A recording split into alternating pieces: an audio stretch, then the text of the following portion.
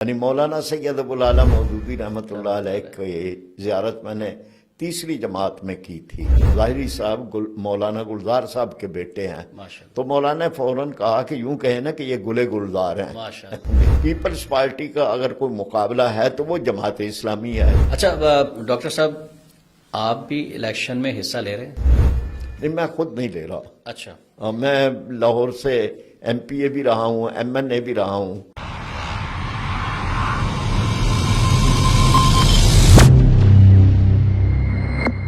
بسم اللہ الرحمن الرحیم، رب اشرح لی صدری ویسر لی امری واحلل عقدۃ من لسانی یفقہوا قولی۔ السلام علیکم ناظرین، میں ہوں احتشام الرحمان اور آپ دیکھ رہے ہیں یوتھ اسٹوڈیو پوڈ کاسٹ۔ ناظرین، سورہ النساء کی ایک آیت کا ترجمہ آپ کے سامنے پیش کرنا چاہوں گا کہ مسلمانوں، اللہ تعالیٰ تمہیں حکم دیتا ہے کہ امانتیں اہل امانت کے سپرد کر دو، اور جب لوگوں کے درمیان فیصلہ کرو تو عدل کے ساتھ کرو۔ اللہ تم کو نہایت عمدہ نصیحت کرتا ہے اور یقیناً اللہ سب کچھ سنتا اور دیکھتا ہے۔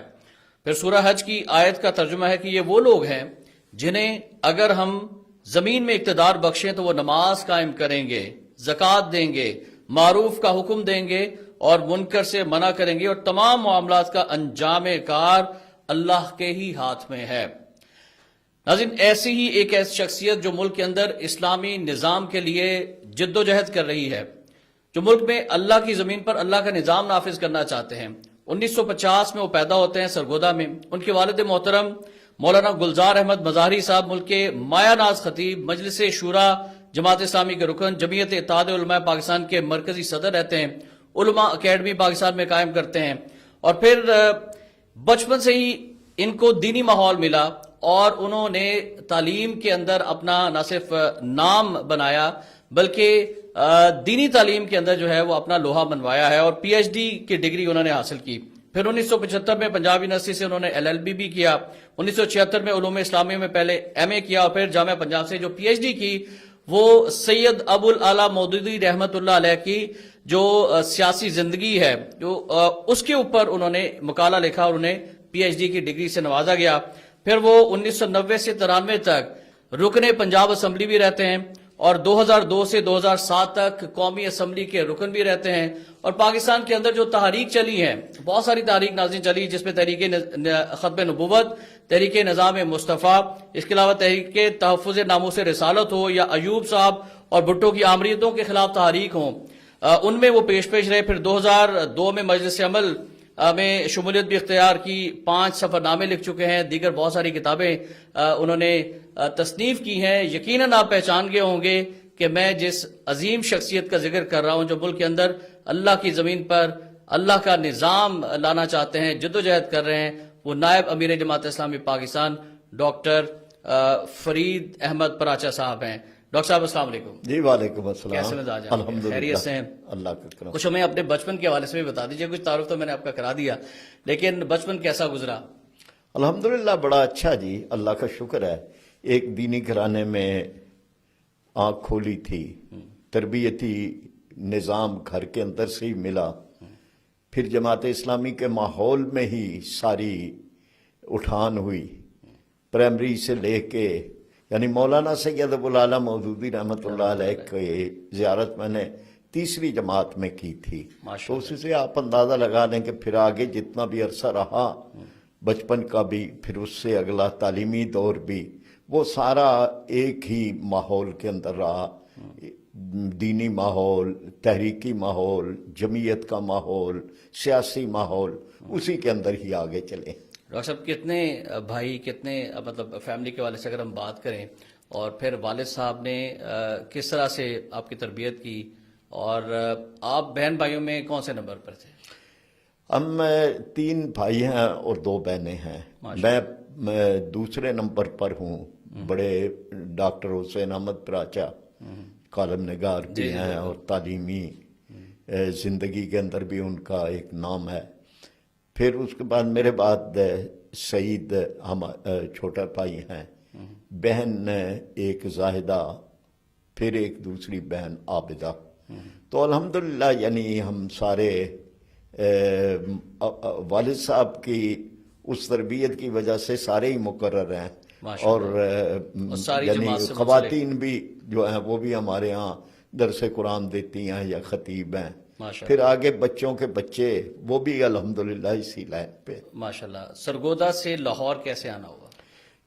اصل میں تو والد صاحب بھی منتقل ہوئے، یعنی جو سرگودا میں انہوں نے جامعہ قاسم العلوم ادارہ بنایا تھا. پھر جب جمعیت اتحاد العلماء کے وہ ناظم اعلیٰ تھے تو اس کے لیے ضروری تھا کہ وہ پھر لاہور کو ہیڈ کوارٹر بنائیں. پھر جمعیت اتحاد العلماء کا ہیڈ کوارٹر مولانا مودودی صاحب کے مشورے پہ لاہور بنا. جی. وہ لاہور منتقل ہوئے. میں بھی پنجاب یونیورسٹی میں اس وقت آ چکا تھا.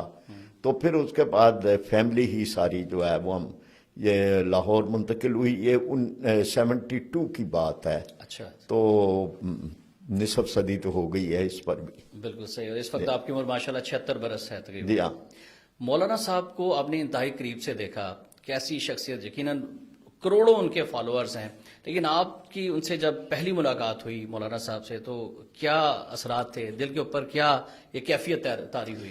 ایک تو مطلب بچپن تھا. مولانا مودودی صاحب میاں والی تشریف لائے.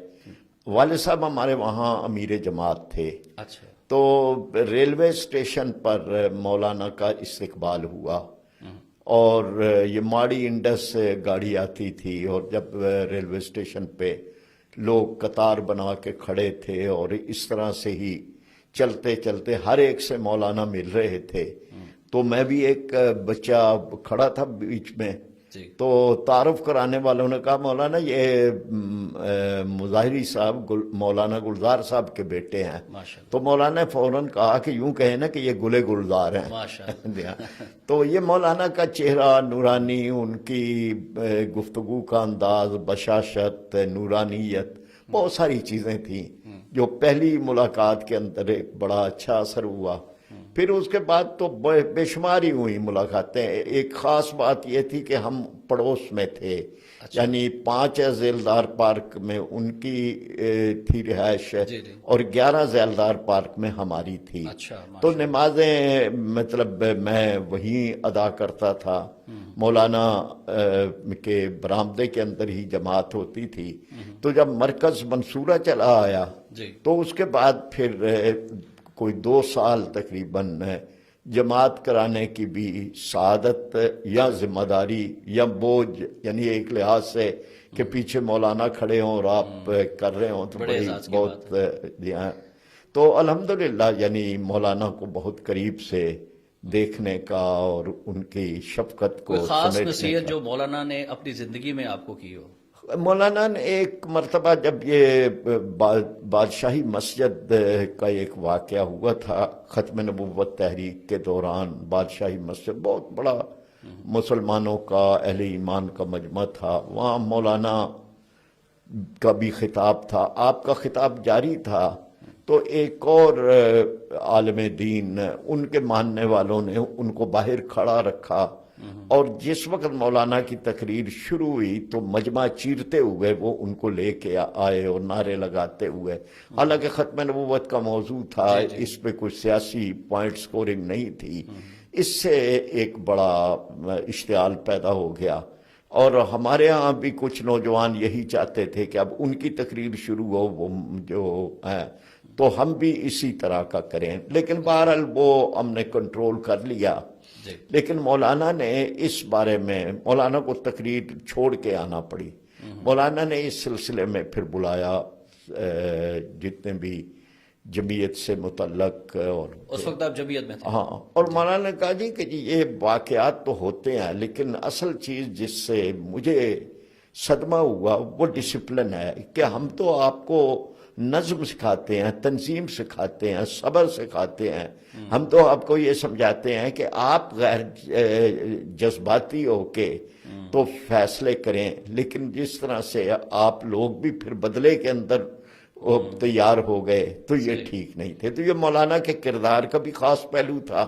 اور جو نصیحت کے اعتبار سے آپ نے بات کی تو مولانا کی یہی نصیحت تھی کہ ہر حال کے اندر اپنے دامن کو صبر کے ساتھ، استقامت کے ساتھ اس کو مد نظر رکھیں اور کبھی لبریز نہ ہونے دیں. ایگزیکٹلی. پھر مولانا صاحب کی شخصیت پہ ہی آپ نے اپنے پی ایچ ڈی کی، مقالہ لکھا اس حوالے سے بتائیے گا کہ یہ کیسے ذہن میں آیا؟ یہ موضوع تو ہے مولانا مودودی، سید مودودی کے سیاسی افکار، سیاسی اخبار عصری افکار کے تناظر میں، جی یعنی مولانا کی سیاسی زندگی تو آ جاتی ہے اس میں، لیکن بنیادی طور پر سیاسی افکار ہیں۔ یعنی آپ نے ایک ریاست کا تصور کیسے دیا، آپ نے شورائیت کا تصور کیسے دیا، یہ اسلام ہی ہے۔ یعنی مولانا نے تو صرف چیزیں ہمارے سامنے ایک تشریح کی ہے یا مرتب شکل کے اندر دے دیا کہ یہ ہے اسلام، مکمل ضابطہ حیات ہے۔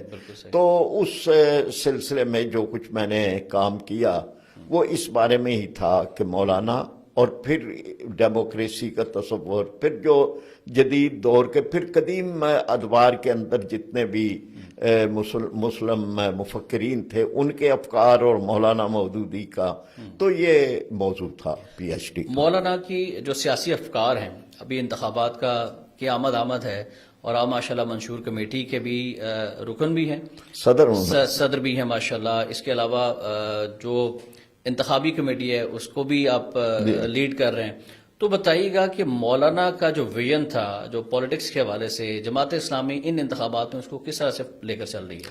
لیکن مولانا نے بہت، یعنی یہ بہت بڑی بات تھی کہ ایک ایسے سیاسی مفکر تھے کہ جنہوں نے سیاست میں اصول اور نظریہ اور کردار اس کو بنیادی اہمیت دی، اور اس لحاظ سے 1970 کا الیکشن، مولانا اس وقت امیر جماعت تھے، انہوں نے خود اس کی قیادت کی، اس انتخاب کی۔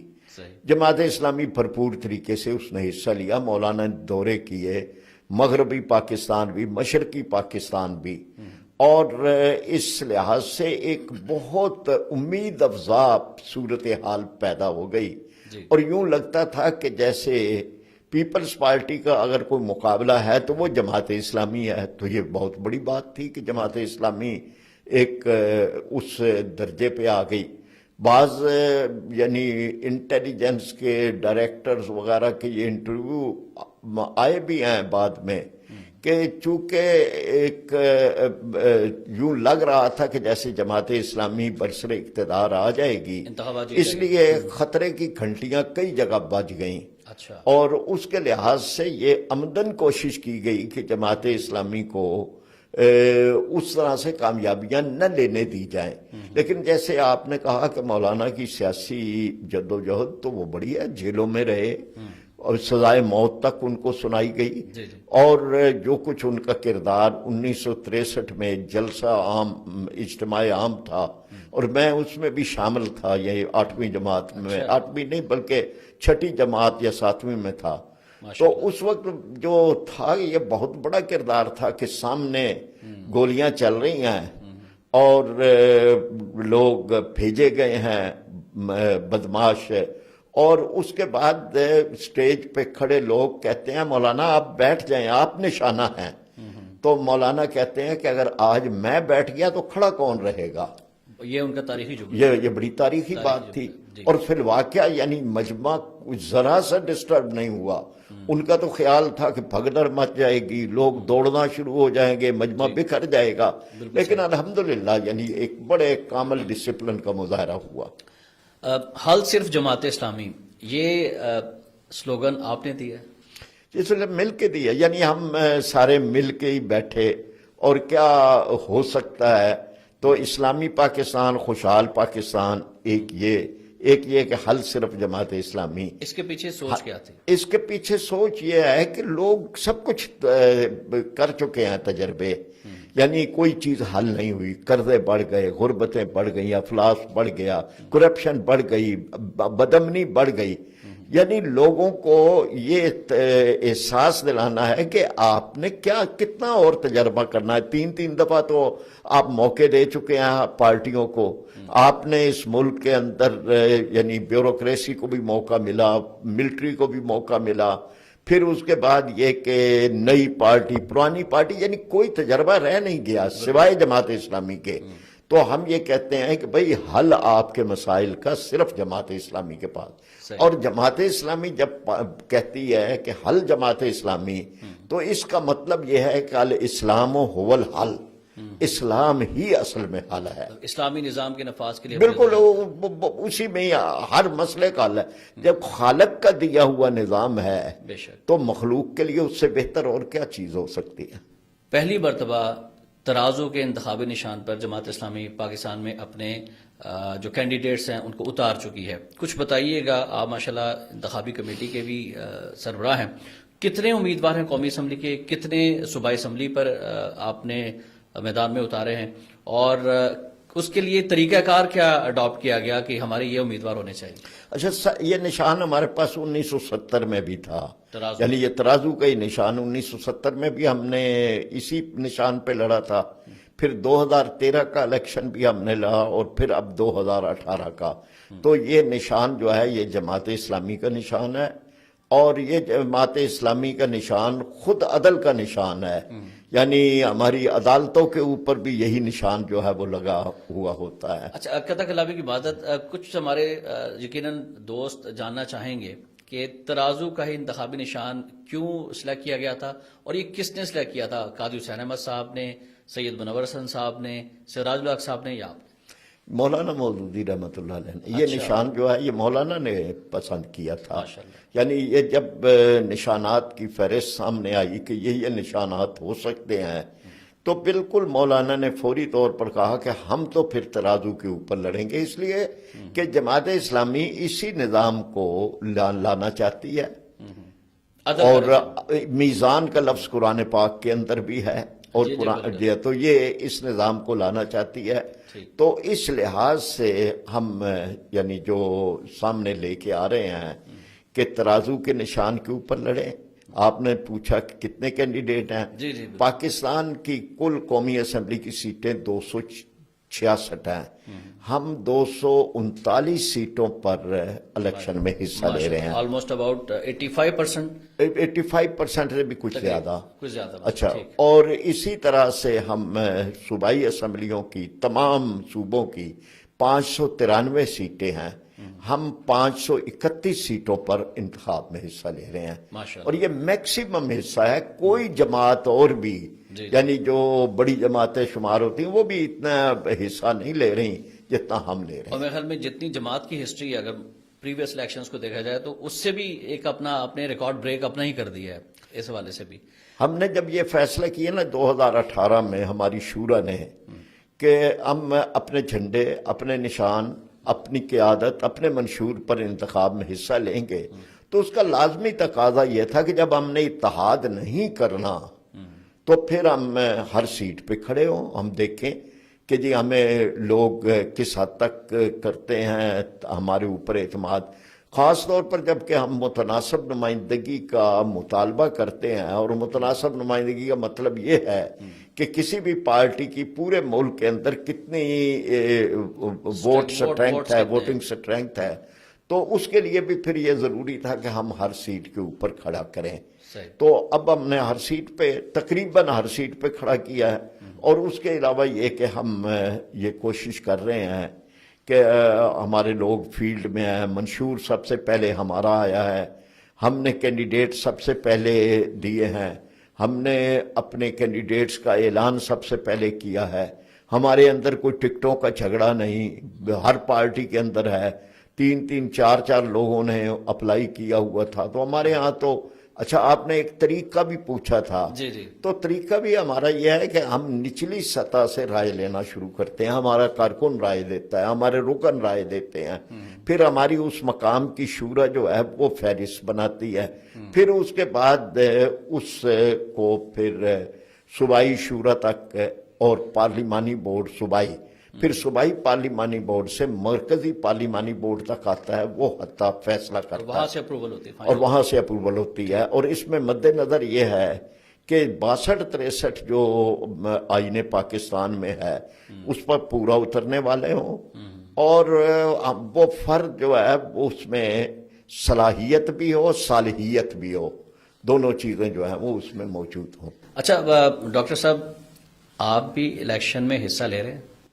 نہیں میں خود نہیں لے رہا. اچھا میں لاہور سے ایم پی اے بھی رہا ہوں, ایم این اے بھی رہا ہوں, لیکن اس الیکشن میں میں حصہ نہیں لے اس رہا. کی وجوہات کیا ہے؟ اس کی وجہ یہی تھی کہ میرے ذمے چونکہ یہ سارا الیکشن کی مانیٹرنگ تھی, اور اس میں تھا کہ خود امیر جماعت لڑ رہے ہیں, قیم جماعت لڑ رہے ہیں, لیاقت صاحب لڑ رہے ہیں, تو پھر یہ ہے کہ مرکز کے اندر کوئی تو موجود ہو کہ جو اس سارے سسٹم کی مانیٹرنگ کر دے. اچھا ڈاکٹر صاحب ہم ایک بریک کے لیے جانا. ناظرین بڑی زبردست گفتگو چل رہی ہے. ڈاکٹر فرید احمد پراچا صاحب نائب امیر جماعت اسلامی پاکستان منشور کمیٹی کے سربراہ, اس کے علاوہ الیکشن کمیٹی جماعت اسلامی کے سربراہ ہمارے ساتھ ہیں. الیکشن کے حوالے سے مزید گفتگو بھی ہوگی, لیکن اس سے پہلے وقت ایک بریک کا, ہمارے ساتھ رہیے گا. ویلکم بیک ناظرین. ڈاکٹر فرید احمد پراچا صاحب ہمارے ساتھ شریک گفتگو ہیں آج کی پوڈ کاسٹ میں. ناظرین جماعت اسلامی کا منشور آپ دیکھ سکتے ہیں. جماعت اسلامی کے منشور کے حوالے سے ڈاکٹر صاحب سے جانیں گے. ڈاکٹر صاحب سب سے پہلے تو میں چونکہ نوجوانوں کو ریپرزینٹ کر رہے ہیں ہم اس پلیٹ فارم سے, تو آپ کے منشور میں نوجوانوں کے لیے کیا کیا چیزیں ہیں؟ اگر ہم ماضی کی گورنمنٹ میں دیکھیں تو کوئی لیپ ٹاپ کی بات کرتا تھا, کوئی رکشا اور ٹیکسیوں کی بات کرتا تھا. جماعت اسلامی نوجوانوں کو کیا دے گی؟ دیکھیں نا, یہ ہم ایسی کوئی وقتی کھلونے نہیں دینا چاہتے. ہم یہ کہتے ہیں کہ نوجوان جو ہے وہ خود روزگار کمائے, ہم اس کو بلا سود قرضے دیں. نوجوانوں کو ہم کاروبار کی لائن کے اوپر بھی ڈالیں, اپنا کاروبار معاشی بہار, یہ ہمارا نعرہ ہے. اپنا کاروبار معاشی بہار. جی ہم یہ سمجھتے ہیں کہ جی نوجوان جو ہے اس میں بڑی صلاحیت ہے, ہر طرح کی صلاحیت ہے. اس میں ہم نے ایک تو یہ رکھا ہے کہ یوتھ بینک قائم کیا جائے گا, اس سے بلا سود قرضے لیے جائیں گے. یوتھ پارلیمنٹ قائم کریں گے تاکہ نوجوان جو ہے وہ آئندہ پارلیمانی اپنے کردار کی تربیت حاصل کر سکے. اور یہ یوتھ پارلیمنٹ جو ہے اس کو باقاعدہ ایک طریقے کے مطابق ہم اس کو کریں گے. طلبہ یونین کی طرح ہی ہوگی. طلبہ یونین سے طرح بڑھ کے ہے, یعنی طلبہ یونین تو ایک تعلیمی ادارے میں ہے نا. یوتھ پارلیمنٹ جو ہے وہ اضلاع کے اندر وہ قائم کی جائے گی. اچھا اسی طرح سے ہم نے یہ بات بھی مد نظر رکھی ہے کہ نوجوانوں کے لیے صحت مند سرگرمیاں, کھیل کے میدان, میرٹ کھیل کے میدان میں بھی, پھر نوکریاں جو ہیں وہ میرٹ کے اوپر استحصال کا تصور کہیں نہ آئے. اور بہت زیادہ یعنی یہ جو ایک فرسٹریشن ہو جاتی ہے. پھر ہمارے منشور میں آئی ٹی کو خاص طور پر ہم نے یہ ہے کہ جی اگر ہمارے قریبی ملک بھارت میں وہ سافٹ ویئر پر ایک اپنا اجارہ بنا رہے ہیں تو ہم کیوں نہیں کر سکتے. تو میں نے اس کو بھی یعنی نوجوانوں کے ساتھ اس کو اٹیچ کیا ہے. پھر ہمارے پیش نظر یہ ہے کہ نوجوان چاہے وہ لڑکے ہوں یا لڑکیاں, دونوں پہ یعنی ہم نے یوتھ جو ہے وہ ان کو ہم بامقصد زندگی کی طرف لائیں, یعنی ان کی تربیت اس طرح سے ہو کہ وہ ملک کے لیے, قوم کے لیے, ملت کے لیے, امت کے لیے ان میں ایک جذبہ ہو. اور پھر اس کے بعد جو ایک اثرات ہیں تہذیب حاضر کے ان سے ان کو محفوظ رکھا جائے. تو یہ میں نے موٹی موٹی چیزیں بیان کی ہیں. اگر ہم تفصیل میں چلے جائیں گے تو کافی ٹائم ہو جائے گا. اچھا منشور کے اندر نوجوانوں کے علاوہ اقام پاکستانی کے لیے, اقام ووٹر کے لیے کیا ہے؟ لیکن بہت زیادہ چیزیں ہیں. پہلی بات تو یہ ہے کہ ہم یہ سمجھتے ہیں کہ ہمیں قرضوں کی معیشت سے نجات حاصل کرنی ہے. یہ جو ہم اس غربتوں میں افلاس میں پڑے ہوئے ہیں, پینے کا پانی نہیں ہے, 40% لوگ خطے غربت سے نیچے ہیں. ہمارے دیہات سے آنے والے لوگ شہروں میں انسانوں کی منڈیاں لگی ہوئی ہوتی ہیں. آپ 12-1 بجے تک دیکھتے ہیں ہر اڈے کے اوپر 400-500-600 لوگ موجود ہوتے ہیں. ہم نے یہ رکھا ہے کہ جی ایک تو جاگیرداری نظام ختم کریں گے, سودی معیشت ختم کریں گے, غیر ملکی قرضوں پہ انحصار ختم کریں گے, کرپشن ختم کریں گے. یعنی بدترین چیز ہے کہ ہم ان ظالموں کے لیے قرضے لے رہے ہیں کہ جنہوں نے ملک کو لوٹا ہے. 90,000 گاڑیاں ہیں وفاق کے پاس ہے, ان میں وہ گاڑیاں بھی ہیں کہ جو 1 لیٹر کے اندر 3 کلومیٹر چلتی ہیں, بڑی گاڑیاں ہیں. اور ان کے لیے پیٹرول میں دے رہا ہوں, آپ دے رہے ہیں, کیوں دے رہے ہیں؟ ان کے لیے ہمارا امپورٹ بل بڑھ گیا ہے. یعنی برآمدات ہم کر نہیں رہے اور درآمدات کے اندر ہم پٹرول جو ہے اس کا بل ہم نے بڑھا دیا ہے ان کے لیے. پھر آئی پی پی سے یعنی بجلی ہم 60 روپے یونٹ والی بجلی دے رہے ہیں اس قوم کو ہمارے حکمران، جبکہ یہاں دریا سارا سال بہتے ہیں، یہاں سورج سارا سال چمکتا ہے، یہاں ہوائیں بے روک ٹوک چلتی ہیں. پھر اس کے باوجود ہم نہ ہوا سے بنا رہے ہیں، نہ سورج سے بنا رہے ہیں، نہ پانی سے بنا رہے ہیں. ہم اس طرف آئیں گے، ہم بجلی سستی کریں گے، ہم زراعت پرکشش بنائیں گے، ہم برآمدات میں اضافہ کریں گے، ہم درآمدات میں سے اشیاء تعیش کو نکالیں گے. ہم جو یہ پروٹوکول ہے اس کو ختم کریں گے، سادہ زندگی کی طرف لائیں گے، کرپشن کو ختم کریں گے، جڑ سے اکھاڑ پھینکیں گے. یہ مراعات ساری ختم کریں گے. یہ جو مراعات ہیں ایک تو یہ ختم کریں گے قانون بنا کے باقاعدہ. دوسری بات یہ کہ جب ہم خود کرپٹ نہیں ہیں، کرپشن وہی روک سکتے ہیں کہ جو خود کرپٹ نہیں ہے. اگر آپ گندگی کو گندگی سے ہی دھونا چاہیں تو وہ تو نہیں دھو سکتے. جو لوگ خود کرپٹ ہیں، جنہوں نے خود اپنے، وہ کیا کنٹرول پا سکتے ہیں؟ اور یہ نیب اور دیگر جتنے بھی ادارے ہیں ہمارے اینٹی کرپشن وغیرہ، یہ نہیں روک سکتے جب تک خدا خوفی نہیں ہے. آپ سمجھتے ہیں کہ نیب کو نہیں ہونا چاہیے؟ نیب کو بھی ہونا چاہیے، سب کو ہونا چاہیے. سخت ترین سزائیں بھی ہم نے رکھی ہیں. ہم یہ سمجھتے ہیں کہ ایک فرد یا ایک افراد کا مجموعہ، انجینئرز وغیرہ، اگر ایسا پل بناتے ہیں کہ جو مسمار ہو جاتا ہے، ایسی عمارت بناتے ہیں تو ان کو تو سزائے موت تک دی جا سکتی ہے. ہم اس کی قانون سازی کریں گے تاکہ سامنے یہ نہ ہو کہ 2 سال گزار کے یا پلی بارگین کر کے ہم جو ہے وہ کرپشن کو ختم کر لیں گے، اپنے ہی بچا لیں گے، اربوں روپے کروڑوں دے کے اربوں بچا لیں گے. ہم یہ نہیں کرنے دیں گے. ہم نے قانون سازی کریں گے. قانون سازی ہے بھی پہلے، تو ہم انشاءاللہ تعالی بہت کچھ ہے. یعنی ہمارے منشور کے ذریعے سے ہم نے یہ رکھا ہے کہ زکوٰۃ کے جو مستحق لوگ ہیں دینے کے، ان سے ہم زکوٰۃ لیں گے. اور پھر یہ زکوٰۃ جو ہے یہ 1 کروڑ خاندانوں کو 2.5 لاکھ روپیہ سالانہ ہم دیں گے. اور یہ نہیں ہوگا کہ یہ خیرات ان کو ملتی رہے، ان کو کاروباروں پر، ان کو روزگار پر پورے طرح کھڑے کریں گے. Very good. خارجہ پالیسی کے حوالے سے مختلف جو ممالک ہیں ان سے ہمارے تعلقات گزشتہ حکومت نے بڑے خراب کر دی، جن میں سعودی عرب بھی ہے، جن میں ترکی بھی ہے، جن میں پاکستان کا ہمسایہ ازلی دشمن بھارت، اس کے ساتھ ہمارے تعلقات خراب ہیں ہی، لیکن امریکہ کے ساتھ بھی ہمارے تعلقات خراب ہو گئے. تو آپ کی خارجہ پالیسی کیا ہوگی؟ لیکن ہماری خارجہ پالیسی کی بنیاد ایک تو اپنی خود مختاری، قومی سلامتی، اور پھر ہمارے دارا مسلم ممالک، پڑوسی ممالک، اور اس کے بعد چین جس کے ساتھ ہمارے تعلقات کی ایک ہسٹری ہے. تو اس طرح سے ہم نے اس کو رکھا ہے. لیکن ہماری خارجہ پالیسی کی بنیاد جو ہے وہ مروبیت اور مغلوبیت نہیں ہے کہ ہم کسی کو ہم ایک آزاد قوم ہیں، ہم کیوں کسی کی پالیسیاں مانیں. اور اسی لیے ہم آئی ایم ایف سے بھی اپنے آپ کو آزاد کرائیں گے تاکہ ہماری خارجہ پالیسی آزاد ہو. پھر ہماری خارجہ پالیسی کی اہم بنیاد کشمیر کی آزادی، فلسطین کی آزادی، یہ ہماری خارجہ پالیسی کی اہم ترین بنیادیں ہیں. اسی کے ارد گرد جو ہے وہ ہماری سارا خارجہ پالیسی کا جو بنیاد ہے وہ اس کے مطابق ہوگی. ڈاکٹر صاحب، آئی ایم ایف سے ابھی تک ہم نجات کیوں نہیں حاصل کر پا رہے؟ مطلب یہ نا کہ آئی ایم ایف سے نجات حاصل نہ کرنے کی بنیادی وجہ یہ ہے کہ ہم نے زر مبادلہ کے لیے ذخائر کے لیے اپنی سکیمیں کوئی نہیں کی. ہم جب موقع آتا ہے تو ہم سود کی جو قسطیں دینی ہیں ان کے لیے پھر قرض لیتے ہیں.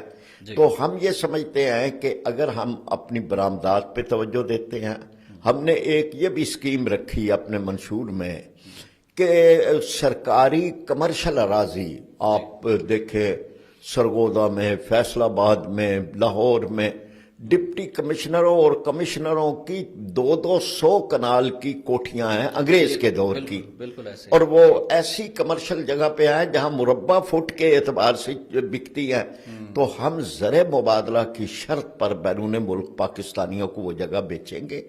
उसके नतीजे के अंदर हम कमर्शियल प्लाजे बनाने का एक बेहतरीन निज़ाम, और उसके जरिए से हम ज़र मुबादला के ज़खायर के अंदर इजाफा करेंगे। सही। और इसी तरह की और चीज़ें हमने ये रखी हैं, यानी उसमें, ताकि हम एक तरफ अखराजात बचाएं, दूसरी तरफ अपना सरमाया बढ़ाएं। डॉक्टर साहब, माजी में बेनज़ीर इनकम सपोर्ट प्रोग्राम जैसी स्कीमें आती रहीं, क्या इस तरह की कोई स्कीम आप भी लॉन्च करेंगे या इससे डिफरेंट होगी? और ख़वातीन खासतौर पर पाकिस्तान की मईशत में रीढ़ की हड्डी की हैसियत रखते हैं, उनके हवाले से आपका नुक्ता नज़र क्या है? अच्छा, मतलब वो जो है ना जी कि 1000 रुपया महाना देना, और वो भी खैरात के तौर पे, और उन चीज़ों में से हमने उसी के लिए वो रखा है कि ज़कात के ज़रिए से 2.5 लाख रुपया एक ख़ानदान को एक साल का, उसके ज़रिए से उनको उठाना, उनको कारोबार करवाना, वो पेश नज़र है। तो जो ख़वातीन के लिए है कॉटेज इंडस्ट्री, घर के अंदर सनत दुनिया भर में हो रही है, और हम उसके लिए बिलासूद कर्जे देंगे। घरों के अंदर वो इंडस्ट्री वगैरह होगी जो हम एक्सपोर्ट कर सकते हैं।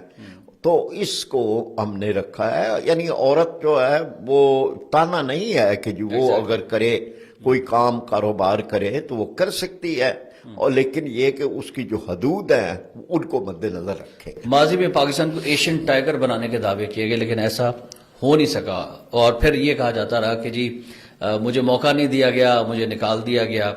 पाकिस्तान के जो सरमायादार हैं वो भी निकल गए, वो बांग्लादेश चले गए, और बांग्लादेश की इंडस्ट्री जो है वो टॉप पे चलेगी। पाकिस्तान में फैसलाबाद की इंडस्ट्री का बेड़ा गर्क हो गया। सनतकारों, ताजरों को क्या पैगाम देना चाहेंगे? बिल्कुल, हम ये समझते हैं जी कि जी बहुत सारी चीज़ें हमने इस तरह से कर दी हैं कि लोगों के लिए कारोबार करना मुश्किल बन गया है। इतने जो हैं वो ब्यूरोक्रेट बीच में, इतने मुख्तलिफ ज़ाब्ते, यानी कारोबार को आसान बनाया जाए, एतमाद किया जाए, और जहाँ पे टैक्स की छूट देने की ज़रूरत है वो दी जाए। मसलन हम कहते हैं कि सोलर पैनल पाकिस्तान में बनाएं, तो सोलर पैनल कोई ऐसी एटमी राज नहीं है, एक आम चीज़ है, तो वो हम क्यों नहीं बना सकते?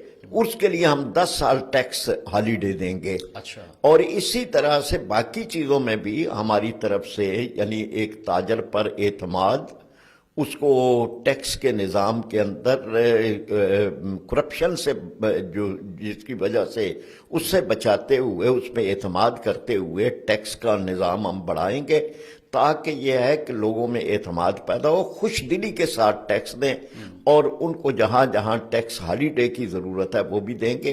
तो ये बहरहाल एक तफसीली बात है, लेकिन हम इंशाअल्लाह ताला इसको। अच्छा, हमारे एक तबका जो है वो फिल्म इंडस्ट्री से, ड्रामा इंडस्ट्री से वाबस्ता है, और जमात इस्लामी का जब नाम आता है तो वो थोड़ा सा घबरा भी जाता है कि पता नहीं अगर जमात इस्लामी की गवर्नमेंट आ गई तो बड़ी पाबंदियां लग जाएंगी मीडिया के ऊपर, या फिल्म इंडस्ट्री के ऊपर, ड्रामा इंडस्ट्री के ऊपर। तो इस हवाले से कोई पॉलिसी आपकी क्या है, मंशूर के अंदर क्या है, क्या पैगाम देना चाहते हैं इस तबके को?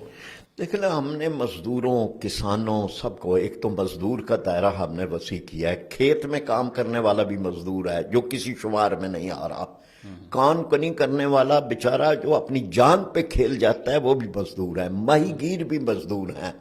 ये सारी चीज़ों को हमने उसमें लाया है। हम ये कहते हैं कि जी ये जो फैक्ट्रियों के अंदर है कि जी आप बगैर रजिस्ट्रेशन के स्टाफ रखें और जब चाहे निकाल दें, डेली वेजेस वगैरह हम सबको मुस्तकिल करेंगे।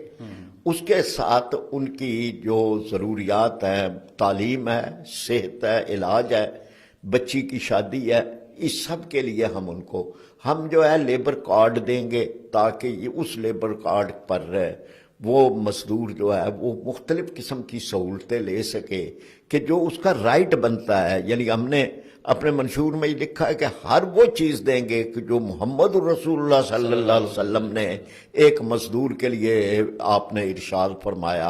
आपके फरमूदात के ऊपर हमारी पॉलिसी जो है وہ بنے گی اور اس کو ہم نے اس میں دیا۔ اچھا، ماشاءاللہ زبردست منشور ہے آپ کا، تقریباً سارے ہی طبقات کو جو ہے وہ آپ وہ کر رہے ہیں، اس میں فیسیلیٹ بھی کر رہے ہیں اور ان کے حوالے سے آپ سوچ بھی رہے ہیں۔ اب ذرا آ جائیں انتخابی مارکے کی طرف۔ اکثر یہ ہے کہ آپ کے جہاں جہاں پہ کینڈیڈیٹ ہیں وہاں پہ کمپٹیشن بڑا سخت ہے، تو جماعت اسلامی کی مین لیڈرشپ نے انتخابی جو کونسل ہے آپ کی، اس نے کچھ مائنڈ میں رکھا ہے کہ اتنی سیٹیں ہم جیت جائیں گے اور انتخابات میں ہمیں اتنی نشستیں مل جائیں گی؟ پہلی بات تو یہ ہے کہ جب ہم انتخاب کے مارکے میں ہیں تو ہم اس عزم کے ساتھ آئیں گے ہم ساری سیٹیں جیتیں گے۔ میں کیوں آپ کو محدود کر کے کہوں کہ ہم اتنی سیٹیں جیتیں گے۔ دوسری بات یہ کہ ہم نے فوکس کیا ہے ووٹ پر۔ ہم یہ کہتے ہیں کہ ہم اس الیکشن کے اندر 50 لاکھ ووٹ لیں گے انشاءاللہ۔ 50 لاکھ ووٹ کا ہدف، 50 لاکھ ووٹ کا ہمارا ہدف ہے۔ اچھا، اب 50 لاکھ ووٹ، ظاہر بات ہے کہ جہاں پہ ہمارے کمپٹیشن بڑا اچھا ہے وہاں یہ 50 لاکھ ووٹ کا مطلب سیٹیں بھی ہیں، تو سیٹیں بھی آئیں گی۔ ہماری مختلف مقامات ہمارے بڑے مضبوط ہیں، ہماری قیادت کے لوگ جو کھڑے ہیں تو ان کی اپنی یعنی شخصیت کے اندر ایک بڑی کشش ہے، تو ہم انشاءاللہ تعالی یعنی زیادہ امیدیں کے پی کے سے ہیں، کراچی سے ہیں جماعت اسلامی کو کہ یہاں سے ہمارے زیادہ کینڈیڈیٹ جیت سکتے ہیں انشاءاللہ؟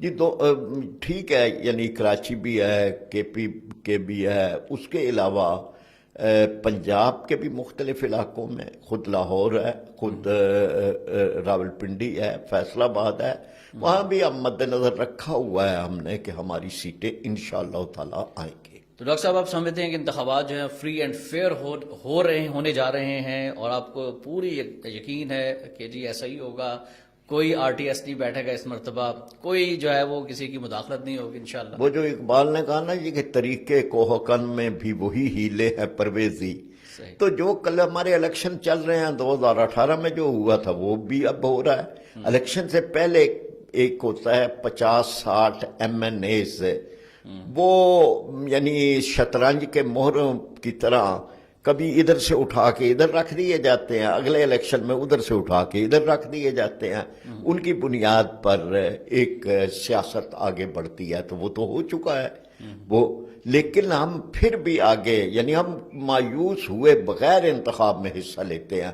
ہم لوگوں کو اس طرف نہیں لانا چاہتے کہ بے بسی ہے، کچھ بھی نہیں، ہم جو کرنا ہے اب کسی نے کرنا ہے، نہیں، ہم یہ کہتے ہیں کہ جو کرنا ہے ووٹر نے کرنا ہے، ووٹر کو مضبوط ہونا چاہیے، ووٹر کو ووٹ دینا چاہیے، ووٹر کو ووٹ دینے آنا چاہیے، ووٹر کو صحیح ووٹ دینا چاہیے۔ یعنی جس طرح سے حکومتوں کا الیکشن کمیشن کا امتحان ہے، اسی طرح ووٹر کا بھی امتحان ہے۔ بالکل آپ نے درست فرمایا، لیکن ایک عام تاثر ووٹر کے اندر جماعت اسلامی کے حوالے سے یہ پایا جاتا ہے کہ جماعت اسلامی نے تو جیتنا نہیں ہے، تو ہم اپنا ووٹ جماعت کو دے کر ضائع کیوں کریں، اس لیے کسی اور سیاسی جماعت کو دے دیا جائے جن کے پاس وننگ ہارسز ہیں اور وہ اسمبلیوں میں آئیں گے، انہی کی حکومت بننی ہے۔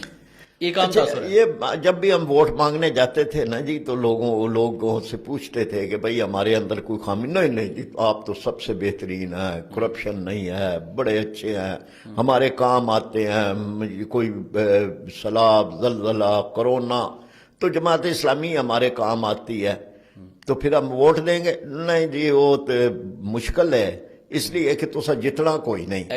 تو ہمارے اوپر واحد جو ہمارے اوپر اعتراض ہے کہ تو جتنا کوئی نہیں، تو ہم کہتے ہیں بھائی آپ تو جیت جائیں، ووٹر بھی تو جیتنا چاہیے۔ ووٹر اگر صحیح جگہ ووٹ دیتا ہے تو وہ تو جیت گیا، اس کو تو آگے اس کی ضرورت ہی نہیں ہے کہ اس کا کینڈیڈیٹ جیتے، ووٹر خود جیت گیا، اس کو تو اللہ کے حضور میں یہ کہتا ہوں کہ یہ جو مہر ہے یہ بھی ترازو ہے۔ ایگزیکٹلی، اور قرآن کی آیت آپ نے مشہور میں لکھی ہے، اور جب وہ موٹر کے ہاتھ میں یہ ترازو پکڑایا جاتا ہے مہر کا، اور اللہ دیکھ رہے ہیں کہ بھئی دنیا میں تم کہتے ہو کہ انصاف نہیں ہوتا، تم تو انصاف کرو، ایک ووٹر کو بھی تو انصاف کرنا چاہیے۔ تو یہ بہرحال اب یہ مرحلہ ہے، انشاءاللہ تعالی اللہ تعالیٰ مطلب آپ کا میسیج یہ ہے کہ ووٹ ایک امانت ہے اور اس کو صحیح لوگوں کو دینا چاہیے۔ بالکل صحیح ہے، یعنی اس پہ تو پوچھا جائے گا۔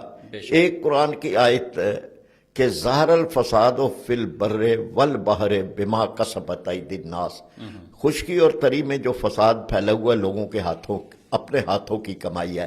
اپنے ہاتھوں کی کمائی کی کئی تشریح ہو سکتی ہیں، لیکن آج تو اپنے ہاتھوں کی کمائی وہ مہر ہے جو اپنے ہاتھ سے لے کر لوگ لگاتے ہیں اور اپنے پیارے بھیڑیے، اپنے پیارے اژدہا چنتے ہیں. تو بہرحال یہ لوگوں کے اپنے ہاتھوں کی ڈاکٹر کمائی. صاحب وقت کی کمی ہے، آخر میں میسج کیا دینا چاہیں گے پوری پاکستانی قوم کو، جس میں یوتھ بھی ہے، خواتین بھی ہے، جماعت اسلامی کے حوالے سے کیا پیغام ہے، انتخابات کے حوالے سے آپ کا کیا پیغام؟ اب میں یہ مطلب سمجھتے ہیں کہ ووٹر کے پاس ایک دن آتا ہے، حکمرانوں کے پاس 5 سال آتے ہیں. وہ 5 سال اپنے پورے استعمال کرتے ہیں، کرپشنیں کرتے ہیں، خزانے بڑھاتے ہیں، اپنے بینک بیلنس بڑھاتے ہیں، اپنے لوگوں کو نوازتے ہیں. ووٹر کے پاس ایک دن آتا ہے، وہ بھی ضائع کر دیتا ہے. تو ووٹر کو وہ دن ضائع نہیں کرنا چاہیے. اس کا یہ دن پھر 5 سال بعد آئے گا، تو وہ اپنے ایک دن کے لیے کیوں نہیں محتاط ہوتا کہ یہ دن بھی پھر انہی ظالموں کے حق میں کیوں استعمال اور کرتا ہے. بریانی کی پلیٹ پہ ووٹ نہیں دینا چاہیے. مطلب کسی بھی قیمت پہ. اس کے لیے تو اگر لاکھوں بھی ملیں تو وہ بھی انسان کو نہیں لینے چاہیے، اس لیے کہ یہ تو آگے جا کے حساب ہونا ہے کہ جو کرپشن، بدعنوانیاں، ظلم اور زیادتی وہ آدمی کرے گا جس کو آپ نے ووٹ دیا ہے، تو آپ بھی اس میں شریک ہیں اس کے جرائم. جی ڈاکٹر صاحب بہت شکریہ آپ کے قیمتی وقت کا، اور بڑا اہم میسج آپ نے دیا ہے اس پلیٹ فارم سے.